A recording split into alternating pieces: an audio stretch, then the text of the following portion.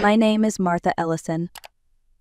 I am 71 years old, and I never thought I would be standing in my son's living room, holding a chocolate cake in one hand, while the ground seemed to collapse beneath my feet. It was Connor's birthday. The house was full of relatives, chatter, and the clinking of glasses, but all of that disappeared when my eyes found my 6-year-old granddaughter, Lily. She was sitting in the corner, her head down, a pink baseball cap far too large pulled tight over her tiny face. When she looked up, her eyes brimmed with tears she could not release. My heart told me something was terribly wrong. I knelt down, whispered gently, and lifted the cap. Underneath, her beautiful golden hair was gone. Her scalp was bare, uneven, raw with tiny razor nicks. I froze. From behind me, Kara's voice sang out, wine glass in hand. She laughed. "Do you like Lily's new style? It's modern. She'll live." I should tell you who I am before this story goes further. My name is Martha, and I have spent my entire life working with my hands, sewing dresses and patching clothes for neighbors in Maple Ridge, Ohio. I raised my son, Connor, with the same steady hands, and when my granddaughter Lily was born, I thought my world had been given a second chance at joy. Lily and I have always shared a bond. I brushed her golden hair into braids for school, tied ribbons before Sunday service, and listened to her endless stories about playground adventures. To her, I was not just grandma, I was her safe place. But since Connor married Kara, things changed. Family gatherings became tense, laughter thinned out, and Lily seemed quieter each visit. That night, when I saw her scalp bare under that cap, I realized all the unease I had felt was leading to this moment. Kara strolled across the room as if nothing unusual had happened. She clinked her glass against another cousin's and then turned to me with a smirk. "Don't you think it's chic, Martha? Short hair is in? It's only hair, it grows." Her words felt like ice water poured down my back. I stared at Lily's trembling lips, the way her small hands clutched at my dress as though I were the only lifeline she had left. "Chick?" I asked slowly, my voice shaking with controlled anger. "She's 6 years old, Kara. 6. Who could look at this and call it fashion?" Kara waved a hand, dismissive. "Discipline, Martha. She never wanted to wash it, always whined when I tried to comb it. I solved the problem, no more fuss." My breath caught. "You call humiliating a child discipline?" Kara tilted her head back, laughing. "Oh, relax. It's a joke. Kids are dramatic. She'll get over it." But I could see it in Lily's tear-filled eyes. She wasn't getting over anything. I searched the room for my son, desperate for him to see what I saw. Connor was in the kitchen, pouring drinks as if nothing in the world had gone wrong. I called his name sharply. He turned, eyebrows raised, already looking weary. "Mom, what is it now?" "What is it?" My voice cracked. "Did you know about this? Did you see what Kara did to your daughter?" Connor sighed, rubbing the back of his neck. "Mom, it's just hair. Kara thought it was best. Lily fights her every time. This way it's easier." I stepped closer, lowering my voice. "Easier. Did you hear her cry, Connor? Did you hear her beg for it to stop?" He avoided my eyes, staring down at the counter. "She's dramatic. Kids cry over everything." My chest tightened with fury. My son, the boy I had raised, was standing in front of me, defending the act that left his little girl trembling in fear. For them, it was just hair. For Lily, it was a wound carved into her heart. I could not let the conversation end there. I took Lily gently by the hand and led her down the hallway to the bathroom, away from the noise of clinking glasses and shallow laughter. I locked the door behind us and knelt down so we were face to face. Her eyes were red, her cheeks streaked with silent tears. I reached out, tucking her trembling hands into mine. "Sweetheart, tell Grandma what really happened. I need to know the truth." She hiccuped through her words. "Mommy woke me up yesterday. She was mad. She called me dirty. She said my hair was gross. I told her I bathed, but she didn't believe me. She used Daddy's machine, the one he shaves with. She said if I moved, she'd hurt me." Tears burned my eyes as she whispered. "When I cried, she said ugly girls cry too much. And if I told anyone, she'd cut my eyelashes next." When we stepped back into the living room, I held Lily's hand firmly in mine. The noise of the party swirled around us, but I could feel every eye on the cap she wore. Without a word, I lifted it from her head once more. Gasps broke through the chatter. My sister Diane covered her mouth with both hands. "Oh my goodness," she whispered. Across the room, Kara only smiled. I already explained to everyone. Her hair was always greasy, always tangled. This was necessary. Besides, it's cooler for summer. Necessary? I snapped. I washed her hair myself just 3 days ago. It was clean, soft, perfect. Do you want to call me a liar too? Before Kara could answer, our neighbor Tom Whitaker, who had dropped by with his wife, stepped closer. His voice was steady, firm. That's not discipline. Kara, that's cruelty. I've coached kids for 30 years and I know the difference. But Kara only laughed, tossing her hair back. Oh please, you're all overreacting. I looked down at Lily. She was clinging to me so tightly her little fingers dug into my dress. Her body shook with every word her mother spoke. I realized then that I could not leave her in that house another minute. We're leaving, I said firmly, pulling Lily close to my side. Kara crossed her arms and blocked the path toward the door. She's not going anywhere. It's Connor's birthday, and you're not going to ruin it with one of your tantrums. This isn't a tantrum, I replied, my voice sharper than I intended. This is protecting my granddaughter. Connor came forward, frustration etched across his face. Mom, please, stop causing a scene. It's just hair, you're making it worse. I stared at him, my son, who refused to see the fear written all over his child's face. Then I lifted Lily into my arms. No, Connor, what's worse is pretending this is normal. I carried Lily out of that house as if she were the most fragile treasure in the world. The cool evening air hit us, and I felt her small arms tighten around my neck. She didn't speak the entire ride to my bungalow. She just stared out the window, her cap pulled low again, silent tears tracing her cheeks.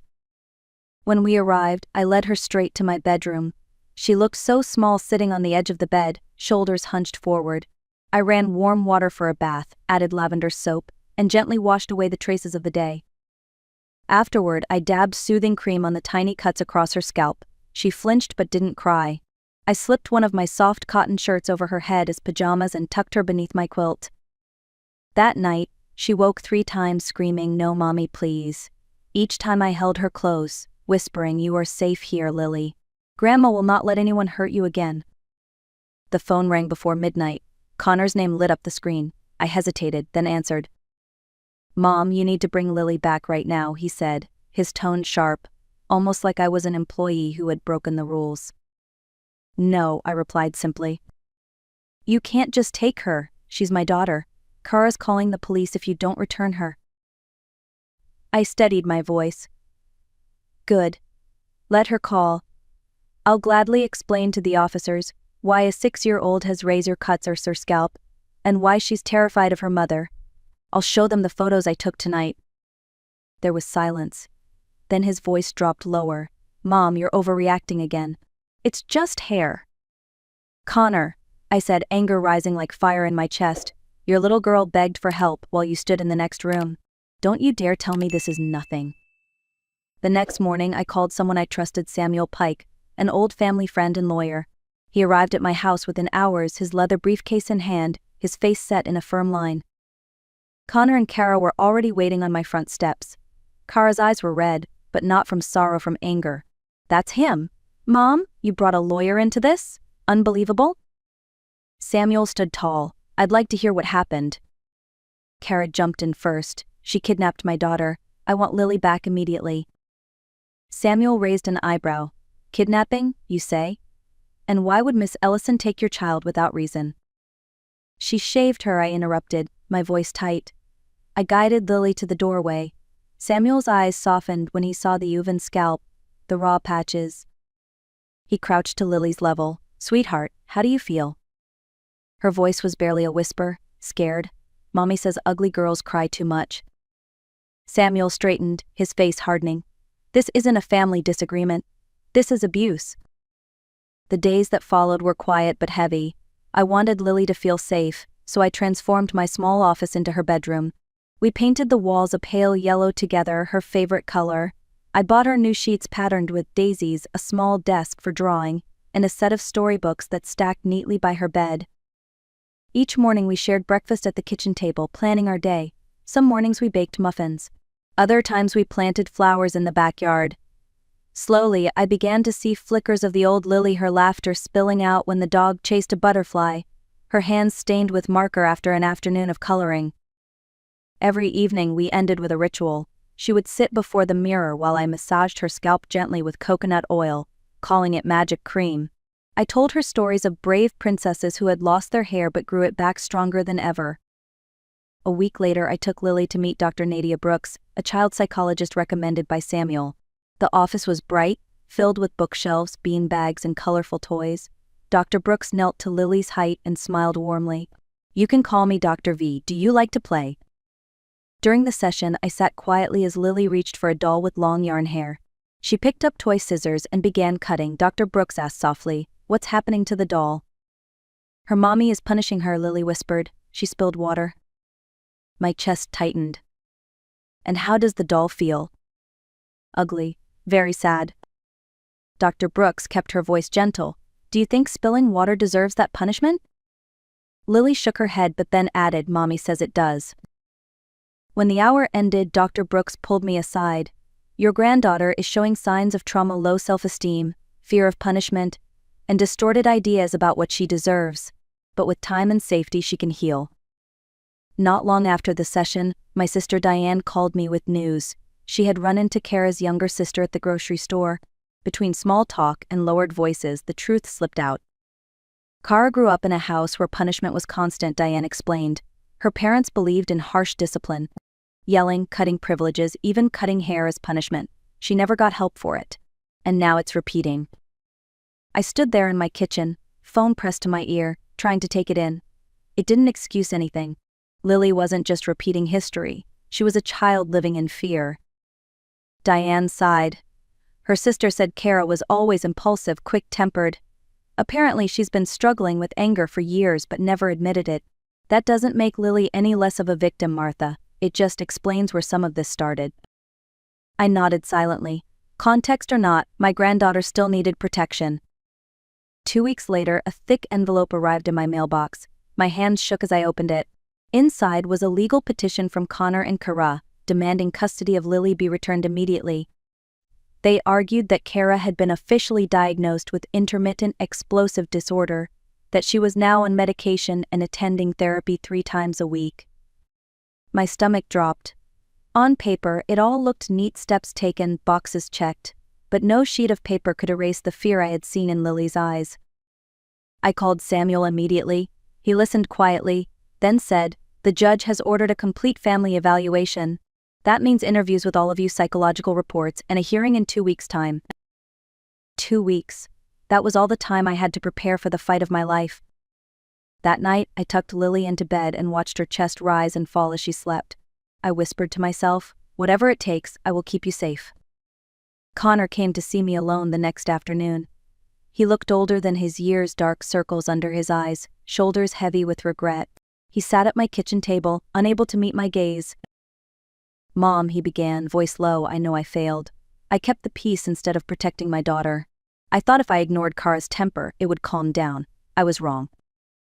For a moment, I saw the boy I had raised, not the man who stood by while his child cried. "Connor," I said quietly, "Lily is terrified. Do you truly believe Kara has changed after a few weeks of therapy?" He swallowed hard. "I want to believe it. She's working on herself. She says she's sorry. But what if she relapses?" I leaned forward. "Then you make a choice. And that choice has to be your daughter. Above everything else." He nodded, tears slipping down his face. The day of the hearing arrived faster than I could have imagined.